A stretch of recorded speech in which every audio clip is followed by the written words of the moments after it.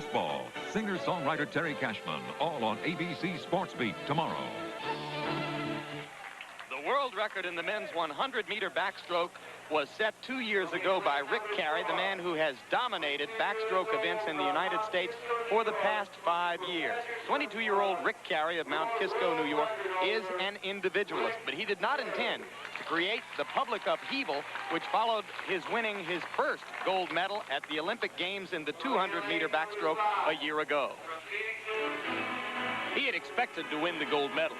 Rick Carey made no secret of his desire to top that off by breaking the world records in both backstroke events.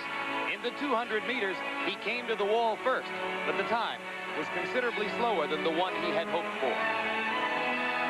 He did not show the joy and elation that Americans have come to expect from Olympic gold medal winners, and they were disappointed. Basically, it came down to I had a certain goal in mind. I wasn't unhappy with winning, but I had another whole grand picture of that swim. And then when it didn't happen, I was more in shock. I wasn't upset. I was just, I've seen the pictures, and people say I kicked over chairs and hit people, and you know, it's ridiculous.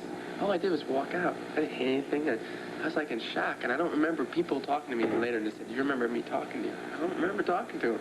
It was just a weird experience. I had a lot of trouble just trusting anyone after the Olympics. I basically got down to family, and I stayed with my family. I hate to say this, but I would do the same exact thing again over at the Olympics, knowing it would come about. I'd probably be a little more private about it, but I wouldn't lie to the people.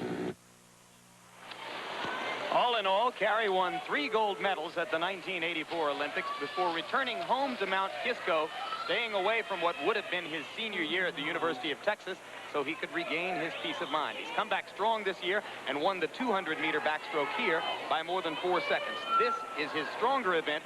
It would be an enormous upset if anyone is close to him at the finish. The most familiar name in the rest of the field, Mook Rhodenbaugh in lane 1, who's been around the scene since 1982. Lane 2, David Berkoff. Lane 3, Andy Gill. Lane 4, Carey. Lane 5, Charlie Siroky. Lane 6, Kevin Craig. Lane 7, Coy Cobb. And lane 8, Nathan Breazeale. It looked, though, like Rick Carey got off to a terrible start. He slipped off the blocks, and I'll have to question about that when he finishes. The other men swimming right next to him came up soaking much faster. Right now, Carey is indeed behind as the man in lane 5, Charlie Siroky, has a head in front of him. There are other swimmers who are also in the hunt as they come down toward the 50-meter mark. And that bad start that you pointed out, Mark Spitz, may really have penalized Carey in this race. He turned in 27.27, more than a second off of his world and American record pace. He's definitely playing catch-up, and I've never seen him struggle so hard. He's keeping his head perfectly still. That keeps him in a fast, slimline position. But the man swimming right next to him, Charlie Siroky, is really giving him a lot of pressure, Jim. And look at Mook Rhodenbaugh up in lane 1. Rhodenbaugh may be about to make the biggest splash of his entire career. He has hungered for this for years. But now I think Carey's got it. As they touch at the wall, and Rick Carey did indeed come back to win the race. A very slow time for him of 56.94. Second place went to Siroky in lane 5. Rhodenbaugh slipped to 3rd place up in lane 1. But for most of that race, Rick Carey was in big trouble. There in the middle of the screen in lane number 4 is Rick Carey's start. He jumps off the blocks, but appeared to actually pike and go a little bit too high. And you'll notice the big splash that was created by this piking and arching of his back.